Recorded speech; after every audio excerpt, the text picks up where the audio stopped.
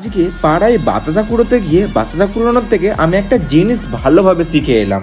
মানে তো চলো সেটাই তোমাদেরকে আজকে আমি বলি প্রথম থেকে।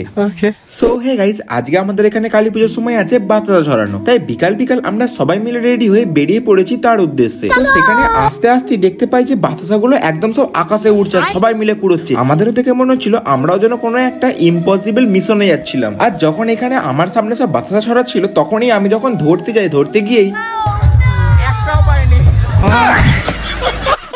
প্রথমে তো ভেবেছিলাম আমরা একটাও পাবো না, তবু অনেক কষ্টে মা দুটো পেয়েছে আর আমাদেরকে দিয়েছে। আর সেটাকেই আবার ছড়িয়ে নিজের সামনে নিজেই কুড়োই একটুখানি মনটাকে আর কি শান্তি করার জন্য।